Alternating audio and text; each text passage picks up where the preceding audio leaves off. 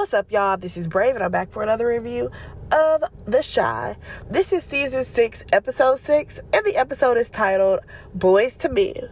Y'all already know that I'm not going to go in order. I'm going to try to match up some of these storylines, okay? So let's actually start this one off with Victor, y'all. Y'all already know Victor is not my favorite character, so let's just get him out of the way. So we actually see him talking to the FBI. Now, they have a photo of him and Duda not too far from where they dumped Q's body, right? I said, now, Victor, this is a real sticky situation, ain't it? Because now they have photos of you and Duda together. So Victor, he says that he don't know nothing. He ain't saying nothing. And I'm like, yeah, let's go ahead and keep it that way, because you will definitely be incriminating yourself. Quincy basically tells the FBI that he gotta go unless he's going to arrest Victor. Now, was I the only one who was thrown off by the white man calling Duda? I'm like, shouldn't he have said Otis Perry? Because it's crazy how nobody calls him Otis Perry anymore. Like, the way they be flip-flopping on this show blows my mind every time. But nonetheless, we actually see Quincy and Fatima, they are talking to Victor, right?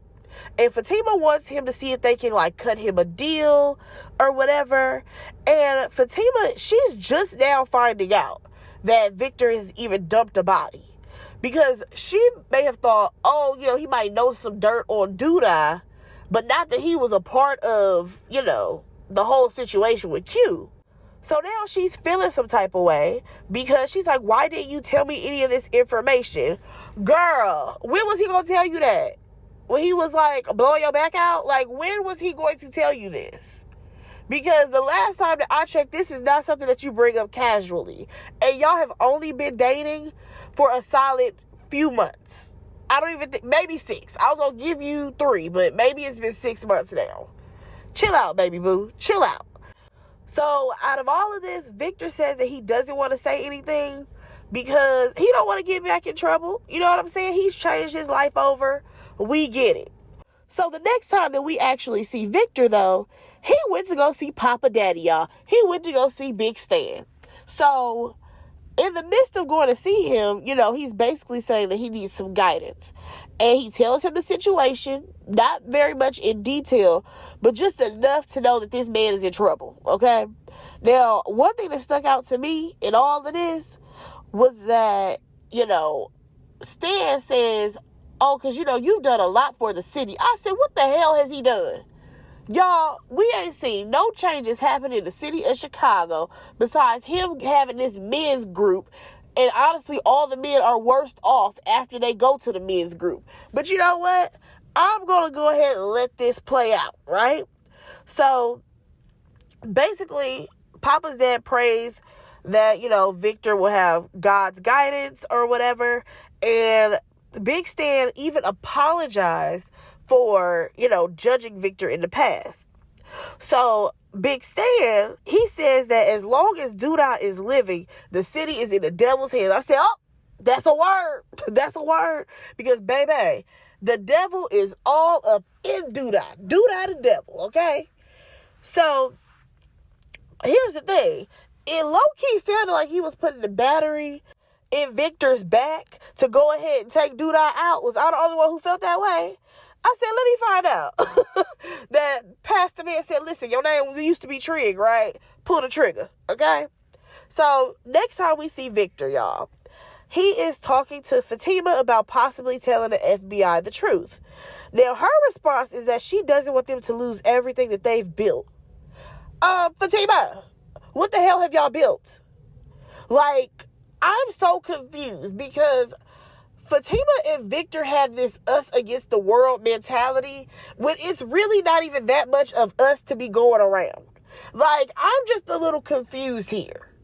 Because when you really think about it, I understand if this was him and Imani. Him and Imani had been together for a while before they even got to Chicago, right? Because that's the storyline that they told us. Imani was ride or die. Imani made sure to look out for Jake. But when it comes to Fatima, she don't give a fuck about Jake. I'm sorry, I have to say it.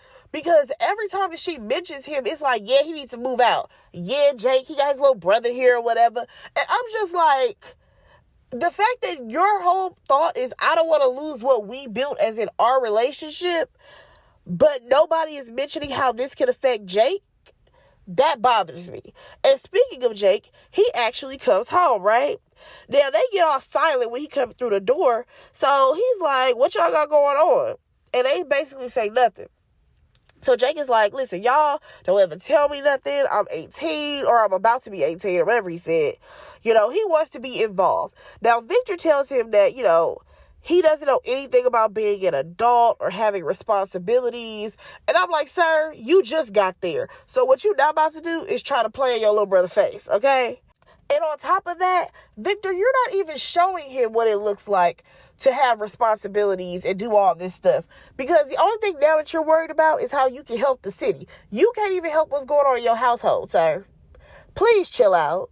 So Jake's response is that, he's running a business, and Victor's like, yeah, but you running it out of my house, which circles back to him and Fatima trying to kick Jake out, basically. And I'm just like, what is wrong with Black people not allowing their kids to stay with them past the age of 18? That is so weird to me. Like, why are you rushing this boy to go out there and get it on his own, basically, so that you can go lay up with Fatima? That's nuts to me. Because Jake is still going to need some type of guidance, even though you are hardly there to give it to him. Nonetheless, Vic, he basically tells, what's his name? Jake, to go to his room. Because Jake was like, I need to get my own place.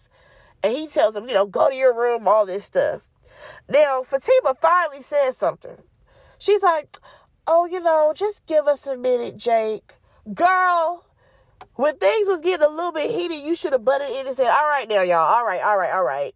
Jake, we just talking about something that is personal to our relationship. You could have just did something like that. But that's not what you did. Like, that is irritating me. Because honestly, y'all, even though I did not care for Imani's character all the time, you already know, once those two boys would have been growing back and forth, she would have nipped that shit in the bud and been like, all right now, y'all. Y'all are brothers. Don't act like this. You know what I'm saying? Because she used to do it all the time. But nonetheless, we got Fatima, y'all, and she not giving what Imani was. So I'm not understanding how he's so head over heels. Nonetheless, we actually see Victor, right? He is going over the story of what happened between Duda and him the day that Q got murdered, right? And I'm just like, damn, so is he talking to the FBI? What's going on right now? Nope. He was telling Rob everything, right? So I said, oh, okay, great. Rob actually asked you about this, and now you're finally telling him. So after he tells him everything that went down, or whatever, what's his name? Rob, he's like, why are you telling me this now? Because he did ask you this a while ago, and now you just want to bring it up? Okay. So now this puts the battery in his back. Tell you, man, these batteries, they just lighten up everybody back right about now. But nonetheless, this puts the battery in his back to go speak to his mom. He goes to speak to his mom or whatever to talk about him knowing who killed his uncle. Now, he never said no names, but baby, she sounded like she already knew that it was Duda, okay? And he's explaining to her, like, listen, mom, like, he's a real street gangster. Like, I can't just, walk up on him, kill him, and that's just going to be that. Like, it's going to take more than that. So she tells him, well, you better get some friends to help you out because I gave you that money. And you're going to have to go ahead and kill Duda. That's pretty much what we got to do. So I'm just like, okay, at some point, he's going to have to join forces with a couple of the other people to get, Duda up out of here. Because Duda can't just go to jail. No, Duda, he got to go away for some time, okay? Now, I'm going to skip over the men's meeting for a minute, and I'm going to circle back, y'all. Let's just go ahead and get Dre out the way. Girl, Dre is out here trying to chit-chat with her ex, right? Now, they are trying to be friends. But we already know Nina's not feeling it because she doesn't want Dre talking to her ex. And also Nina is insecure because she's the one who stepped out in their marriage previously, right? So Dre feels like, they need to ease into, their friendship so that way Nina can at some point be comfortable with it. Nina is never going to be comfortable, okay, Dre? Let that dream go. So later on, we see her with Jada and Tracy. And, she asked if they were friends with any of their exes. Baby, when Tracy got up there and said, one of them is dead and one is a murderer, I said, girl, you got to date better. You have got to find you a man who is none of those things. Okay? And y'all, when are we going to see Jamal and Tracy? I thought he was about to be like, booed up with Tracy for a minute. And they didn't run that storyline. I don't like that. So, next thing you know, Dre is, of course, talking about how, Tracy hired her ex. So, Nina felt some type of way and all of this stuff. And, according to Dre, it's good to be around her ex, right? Now, they question her and it's like, do you have feelings for her? And she denies it. Do I feel like Dre has some feelings for her ex? A little bit, but she's already married to Nina. So I don't see her being the type to step out on a marriage. I just don't. Now, according to Dre, she's just friends with her ex. And here comes Tracy talking about, so I wish I could be friends with Duda. Do you? Girl, I don't think you need to be friends with him. If anything, he gonna put you in the middle of some stuff that you don't want to be in the middle of. Stay far, far away, because then you will be in rotation with Bianca. But nonetheless, Dre says that she's gonna tell Nina that she has nothing to worry about. All right, so here we go. Dre is talking to Nina. Now, Dre, she's like, I want to introduce you to my ex so that way you can see ain't nothing going on. And Dre is continuously explaining how she just wants to be friends with her ex because she doesn't have any lesbian friends. Now, y'all, I definitely see where Dre is coming from. I didn't even realize that Dre had no lesbian friends. And that is very unfortunate. And considering you're in a big city like Chicago, she absolutely should have some friends that are, a part of the LGBT community. Like, it's very weird. So, Nina don't want to hear nothing about that. Nina don't want her around her ex. Nina don't want her around no other women. Nina is just nagging, okay? Nagging Nina is in full effect. Now, here comes Kevin, right? Kevin comes over and here goes Nina. Well, you just showed up at my house, blah, blah, blah. First of all, ma'am, your wife said that he could come over. Chill out, okay? Also, if you felt away, take your keys away from your kids. Because you felt away about Keisha popping up. Now you feeling away about Kevin popping up. Take the keys away then, so that way they can't get in. Nonetheless, he sits them down. He tells them, hey, I made a decision. I am going to be moving to Los Angeles. Now, Dre is happy for him. And here comes nagging Nina. She's like, well, why didn't you come to me first to talk about this? And blah, blah, blah. Ma'am, this was his decision, okay? Let that boy live. He's already emancipated. So really, he don't even have to come to you with anything. Like, this is one thing. Here's the thing when it comes to Nina and her parenting. You have never been that type of mom that your kids is going to come to you first, okay? Let's call a thing here. You have never been that type of mom, so let's not pretend like your kids are going to come to you and be like, Mom, what you think about this? Y'all have never had that relationship. Y'all have never had that rapport, so he's telling you what he's going to go do, okay? And that just is what it is. Now, Dre is super supportive about this, and what pissed me off is that Nina going to tell her, this is not including you. This is between basically me and my child. Girl, were you saying that when Dre was riding for you all these years? You know what I'm saying? I hate how Nina has continuously done this. She did this shit with Keisha to where if Dre felt some way or if she had something to say, it was always, no, this is about me and my child. This is my child. Oh, now it's your child. Get the fuck out of here, Nina. Please.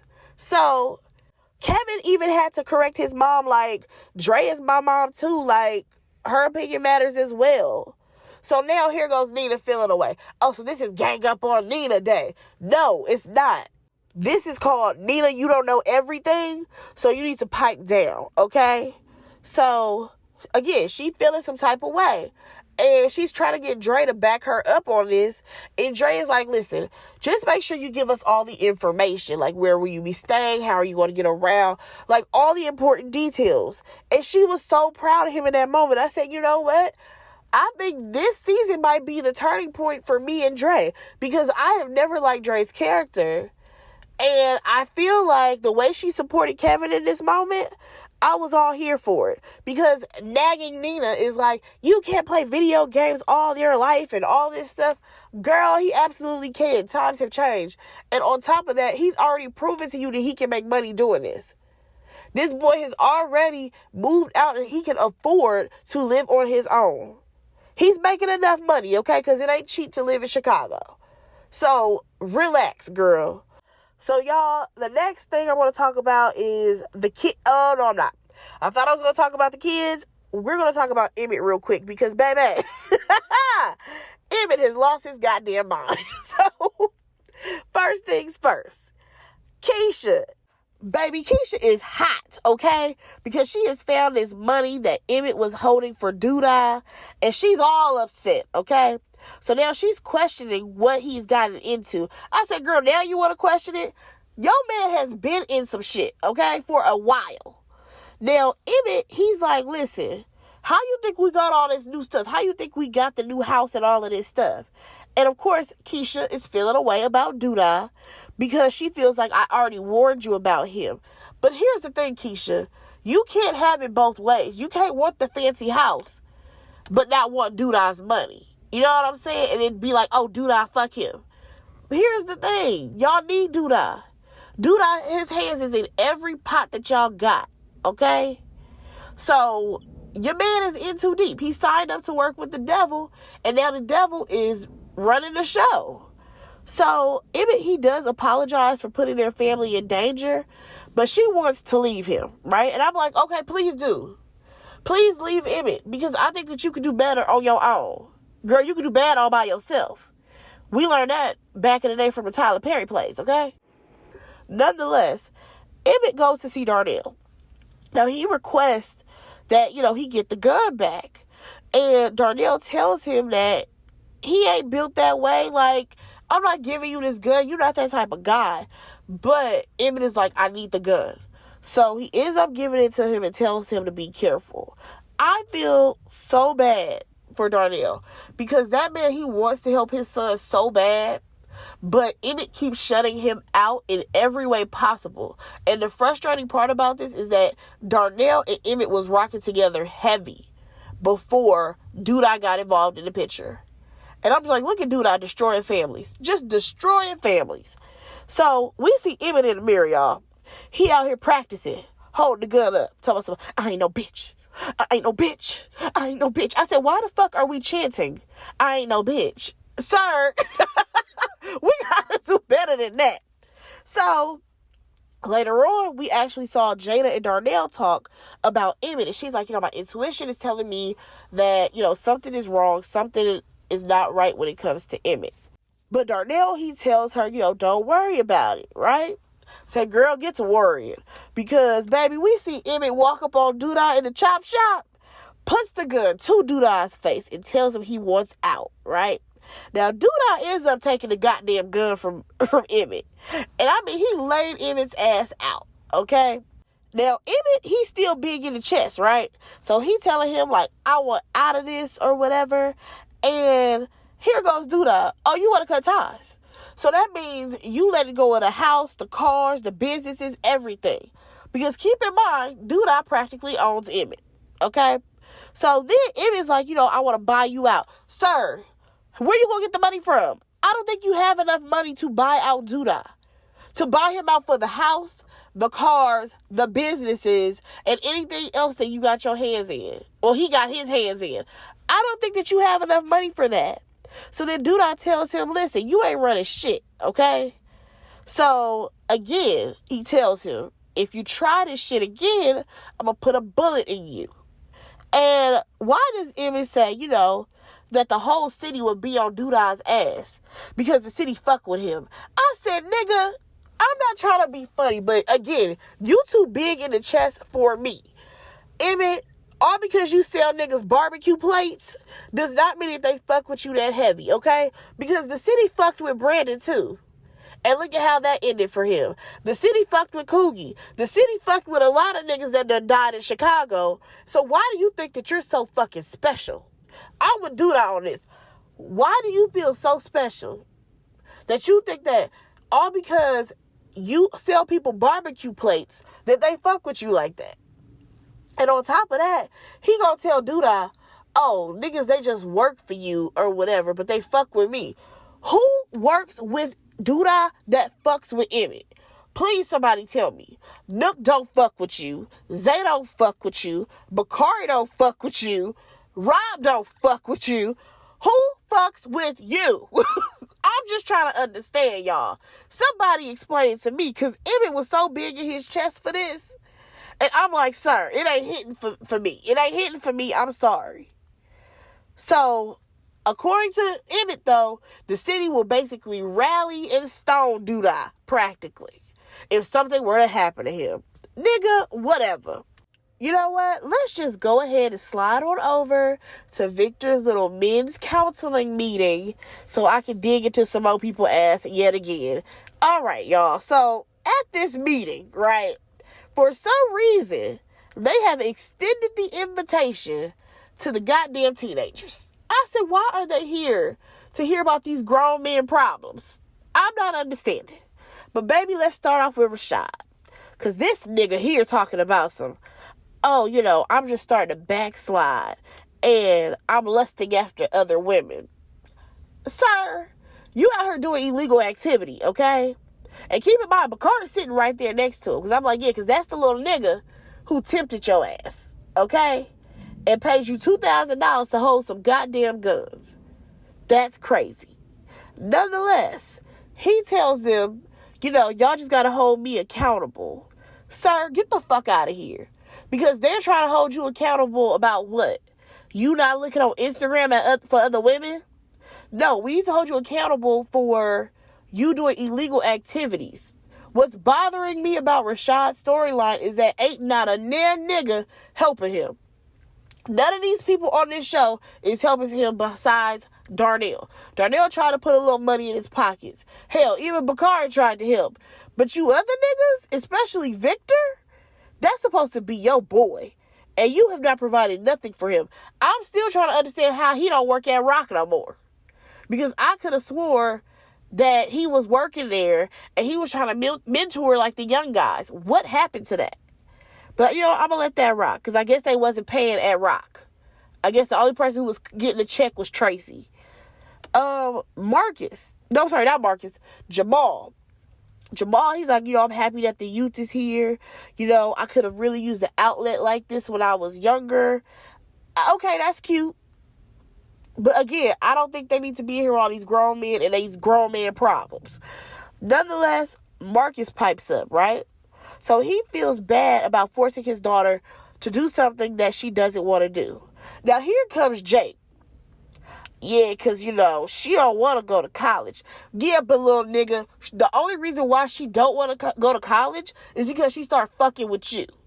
Like, let's call it a thing because, baby, when she was with Kevin, she thought very highly of herself going to college. She wanted to go to the Ivy Leagues. This girl was highly educated, but then she started fucking with a nigga like you, Jake, and she decided, I can be street, I can be hood, I can go ahead and manage an artist. I don't need to go to college. All that happened when she started messing around with you.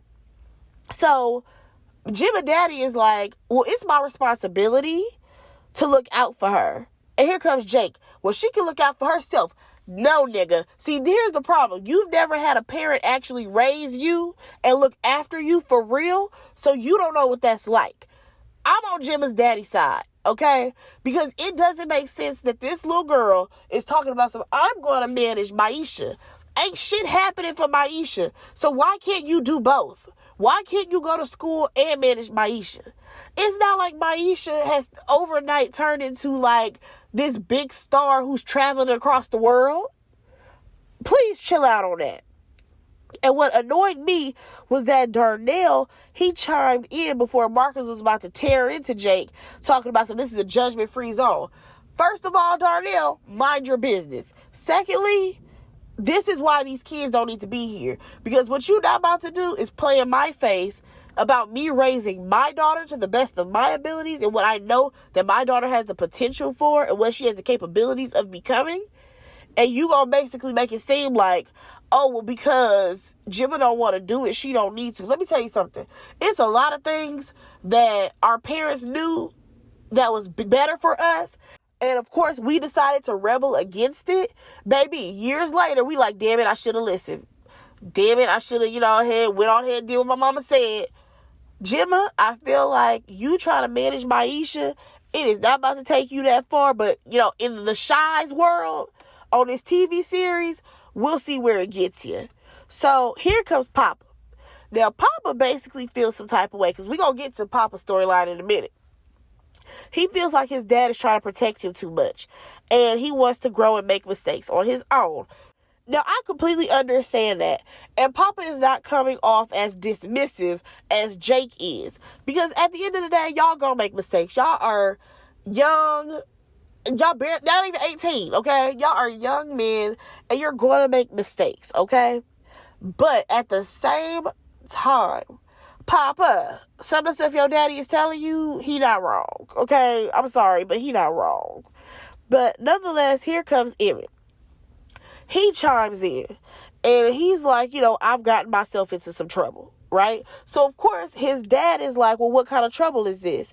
Now, here comes Victor, right? Talking about we can't ask for the details or whatever. We can just only ask how we can support. Nigga, what the fuck is that gonna do? I'm sorry, if my child, or not even if it's my child, if somebody says, hey, listen, I'm in some shit, I'm way in too deep, I'm gonna ask them, yo, what's going on? Because how am I going to know how to help you or support you if I don't know what the fuck is going on? Again, this is why I keep saying this men's group is just for these niggas to talk and go home and go fuck shit up. Because ain't nothing getting solved out of this. I'm sorry. It's not making no sense to me. Like, Victor, you need some qualifications. You really do. So Darnell, he rephrases the question, and he's like, well, how can we help? And Emmitt is like, I just need y'all to have my back. Nigga, what? Have your back in what? I don't even know what the hell you trying to get me involved in. You see what I'm saying? The shit ain't making no kind of fucking sense. It's way too vague. So Victor, he calls out Bakari, right? And Bakari talks about how, he saw his sister and how they got separated from each other because they went to separate foster homes.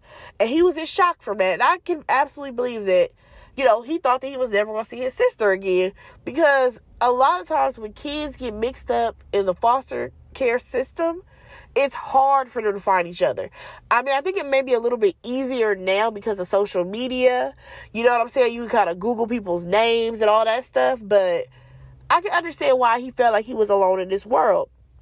So, next thing you know, Victor, he decides that he's going to take this moment to apologize to Jake for not including him on all the conversations that are happening at their house. So now he says that he needs to be careful on what he shares with Jake, right? And now here comes everybody. Oh, so how can we support you? And Victor, he says, all I need from y'all is some prayers. Now here comes Jake. And what if we don't pray? I said, Jake, what the fuck? I can't. Jake's rebellion to everything is irritating. But nonetheless, Vic tells him that he just needs to trust him. I said, I hope that gets y'all somewhere. Oh, before I get to the kids, let me just point something out. Because we saw Zay and, what's his name? And Nook, right? They basically tell Duda they have nowhere to wash the money. And I'm like, why can't they wash the money through the pizza joint? Because last time I checked, didn't Otis still own that place? Does he not anymore? Like, I feel like when we first met Otis Perry, Otis Perry was a businessman who owned multiple businesses. Now he ain't got shit. And I'm trying to figure out, when did that happen? When did they seize every business that he had? Because I don't recall any of that happening. But you know what? Let me just go ahead and get to these kids, baby, okay? So, first things first, I will say this. I was so just like proud of these kids because they were about to take their graduation photos, right? And I'm just like, they have really grown up. So this is one thing that threw me off. We learned that Lene is on punishment, right? And I don't understand why. Because number one, she was not driving that car. She didn't know that it was stolen. That's her boyfriend's dealings. But on top of that, all you fucking parents saw what cars these kids was driving away in. None of y'all gave Bakari money so that he can rent out a fucking Lamborghini truck, okay? Papa, Daddy included. How did nobody realize that this boy car cost more than everybody car put together, okay? So when these kids started to get into the cars for prom, because Papa probably rode with them, y'all didn't say, excuse me, Bakari, whose car is this? Where'd you get this from? Nobody said a motherfucking thing. But you gonna sit up here and put Lene on punishment for that? That's stupid. I'm sorry. I don't understand why Lene is in trouble. I really don't. Because as parents, y'all saw what kind of car this little boy was driving. Y'all didn't question it. Nobody said, Bakari, where you going with this car? Get out the car. Get out the car. This is not yours. You got it from Duda. Oh, no. You know what I'm saying? But also, y'all, everybody knows that this boy works for Duda at this point. Everybody has seen him in the city with Duda. Now you want to punish her for dating him? That's stupid. Nonetheless, the cutest part about them taking those pictures was that Maisha, baby girl, has all the confidence. So she's like, everybody can't be like me. Everybody ain't photogenic. And she was right. Her pictures came out super cute. It was really cute when the boys threw confetti for Papa. Like, I don't know. I just love seeing the kids together because they have really grown up.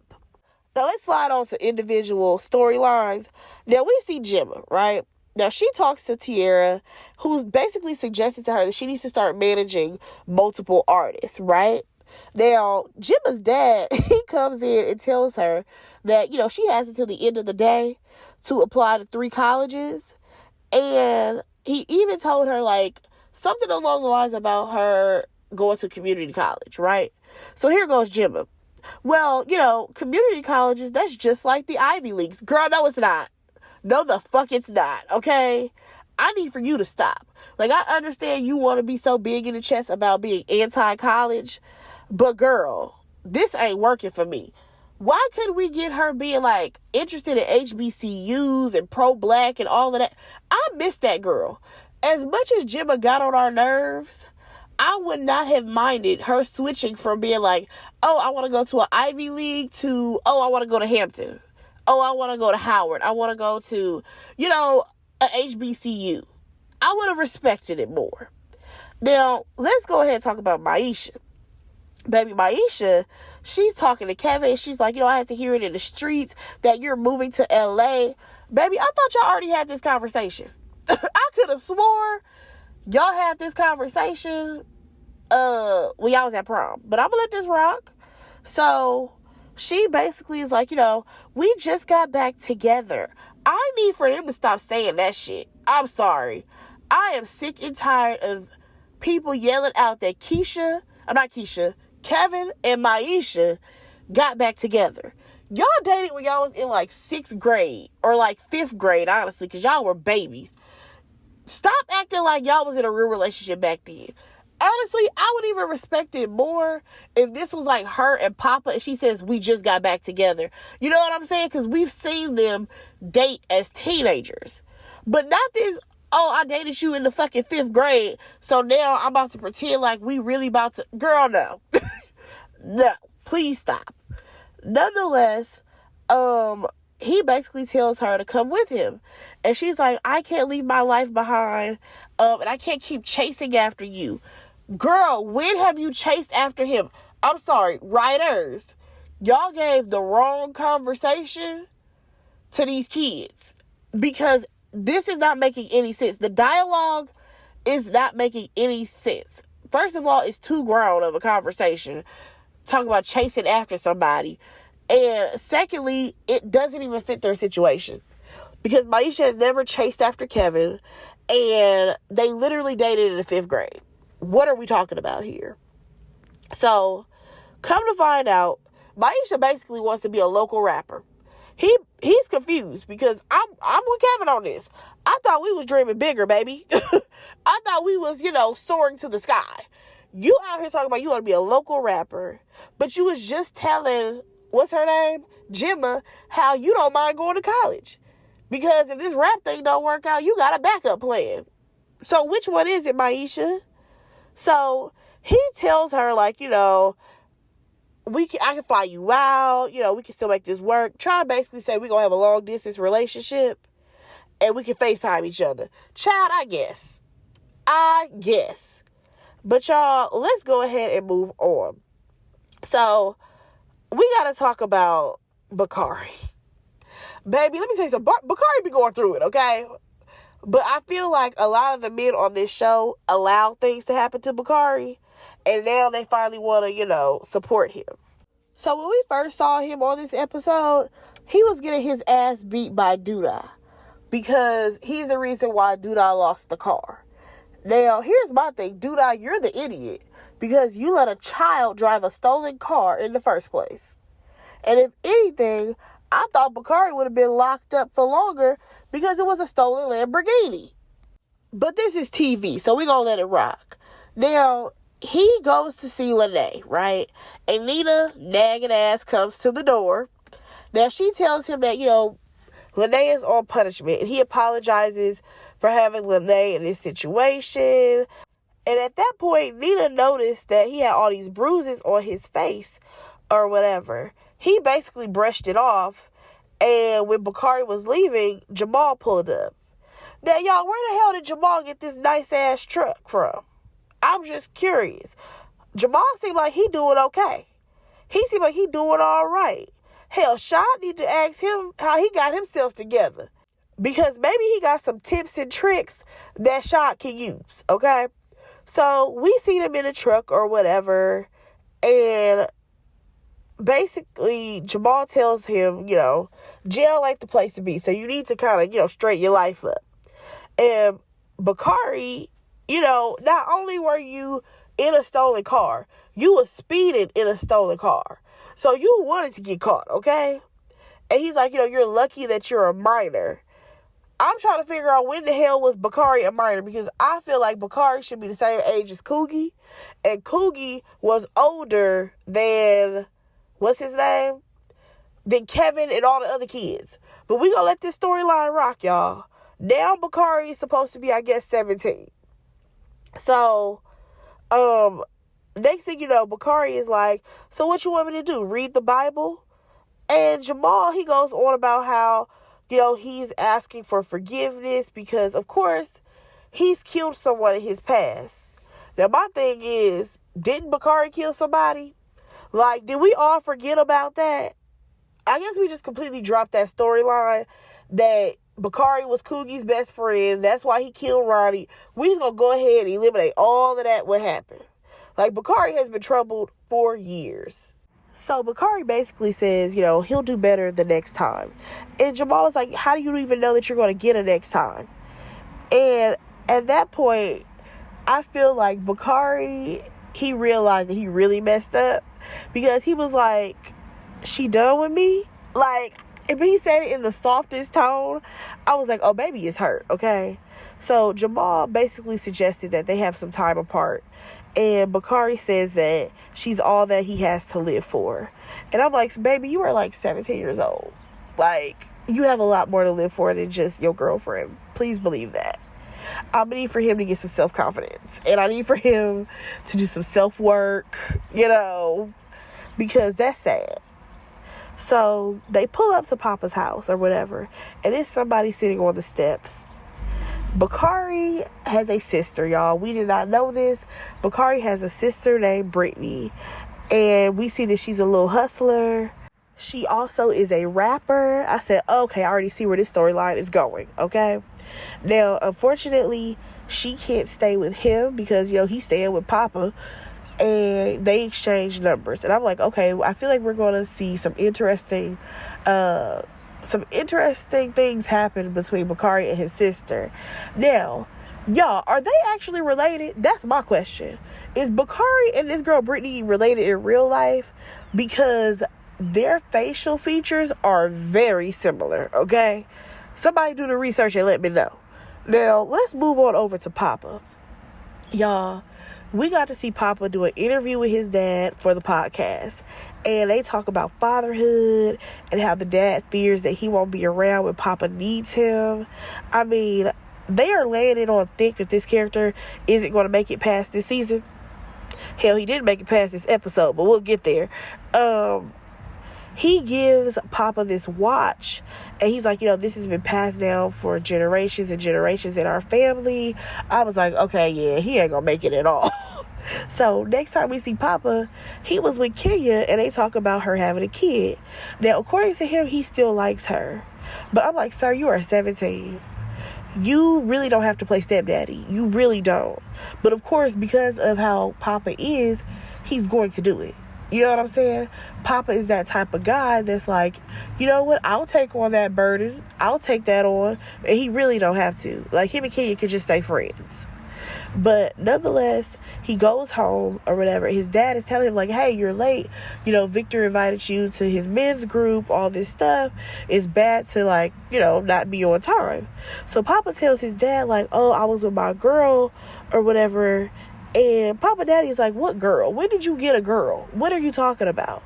So Papa's response is that, oh, you'll meet her and her son at some point. Sir, you can't just spring that on somebody. You really cannot. So he tells his dad that, her father is a pastor that he don't really like. And he also tells him that she's 19. So Papa's dad, he has listed reasons why he doesn't like her dad. And Papa, he throws it in his dad's face how he got in trouble with the law. And I'm like, Papa, no, because you don't know all the sins of Kenya's daddy. So let's not do that. So his dad basically tells him, you cannot date Kenya. And if he catches him with Kenya, then he's going to have to work at the church full time. Now, Papa feels like this is his decision. But Papa, his dad, Big Stan, was like, listen, if you disobey me, you're going to regret this for the rest of your life. But Papa is trying to explain to him, like, listen, Dad, I'm not a child anymore. And I get it. You're not a kid. But also, you don't have to settle for a relationship with somebody who already has a lot of responsibilities on their plate. And what happened to you going to college? What happened to you going to have your own dreams? Like, that, I think that's what's frustrating me with this season of the show. I get it. We don't want to let the kids leave the show because they're a main part of it. But some of these kids should go to college. Like, everybody can't just stay at home and try to figure it out. Come on now. These kids are too smart for that. So, nonetheless, I'm going to slide on over to the whole group of the kids because of their graduation and then come back to the Papa storyline. So, we see the kids there at graduation, right? Bakari is there because he's there to support Lene, and Duda walks up on him saying that they need to talk. So now you have Sean and Vic. They're like, whatever you have to say to him, it can be said in front of us. And I'm like, oh, so now y'all care about Bakari? Bakari has been running around with Duda for months now. Okay? And now y'all want to be big, bad, and bold and try to help this young man after he's in way too deep? Okay, cool.